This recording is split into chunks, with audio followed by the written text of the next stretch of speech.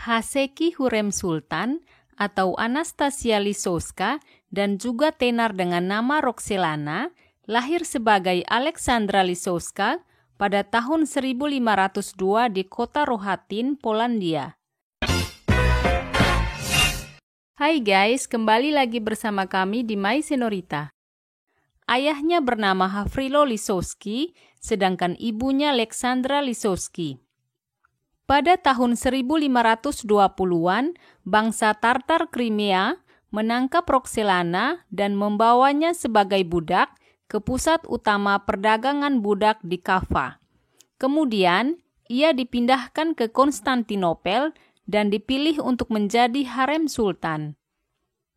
Wajah Hurrem Roxelana yang cantik berhasil menarik hati Sultan Sulaiman, dan ia dijadikan istri oleh sultan legendaris di Kesultanan Ottoman tersebut. Nama Hurrem diberikan kepadanya oleh Sultan Sulaiman I yang berarti yang bahagia. Sebelum menjadi istri Sulaiman, Roxelana beragama Kristen Ortodoks. Ia lalu masuk Islam dan menjadi pemeluk Islam sampai akhir hayatnya.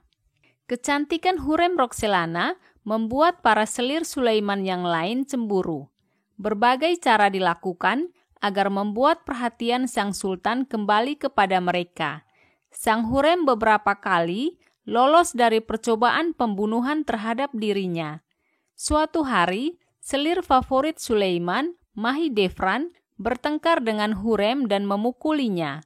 Sulaiman membuang Mahidevran ke Manisa bersama dengan anaknya yang merupakan calon pewaris tahta, Sesade Mustafa.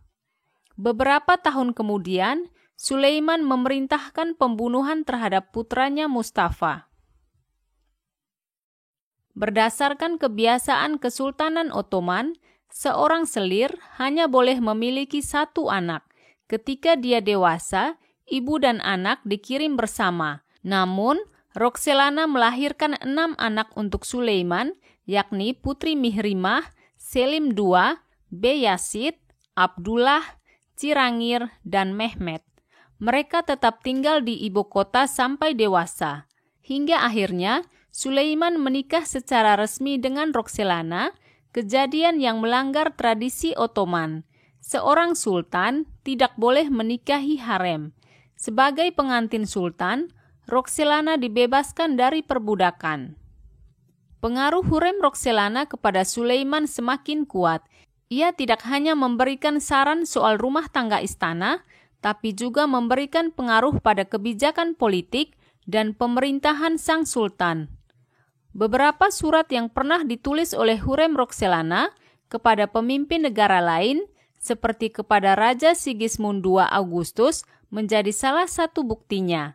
Di dalam surat tersebut, Roxelana meminta kepada sang raja Polandia itu untuk tunduk kepada suaminya, Sultan Sulaiman I. Selain itu, Hurrem Roxelana juga berhasil mempengaruhi Sulaiman untuk mengontrol penjarahan bangsa Tartar Crimea di tanah kelahirannya Polandia. Selain politik dan hubungan internasional, sebagai ratu, Hurrem juga turut andil dalam perkembangan kerajaan, terutama dalam bidang pembangunan. Dia pun terlibat dalam pembangunan masjid, sekolah Al-Quran, air mancur, serta pembangunan rumah sakit di dekat pasar budak wanita di Konstantinopel. Hurrem juga mendirikan bangunan pemandian umum di Haseki Hurrem Sultan Hamami untuk melayani masyarakat yang berada di Hagia Sophia.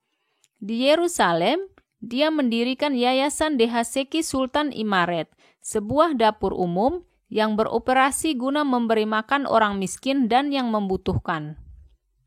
Terlepas dari berbagai aspek positifnya, beberapa penasihat Sulaiman berpendapat posisi Hurrem terlalu tinggi untuk seorang wanita. Mereka menduga Hurrem menggunakan sihir untuk memantrai sultan dan menyebarkan desas-desus tersebut. Ketika Sulaiman mendengar desas-desus itu, dia menghukum semua orang yang mengulangi kisah-kisah negatif tentang wanita yang dicintainya. Hurrem Roxelana berhasil menghasut Sultan Sulaiman membunuh Sesade Mustafa, calon penerus Sulaiman I, agar pewaris tahta Ottoman jatuh ke putranya Selim II. Dia juga turut merencanakan pembunuhan Ibrahim Pasha, Wasir Agung Sultan pada tahun 1536 untuk menghilangkan pengaruh saingan pada Sultan. Roxelana meninggal dunia pada tanggal 15 April 1558. Jenazahnya dimakamkan di Masjid Raya Sulaimaniyah, Konstantinopel. Tempat peristirahatan terakhir Roxelana berdekatan dengan suaminya Sultan Sulaiman I.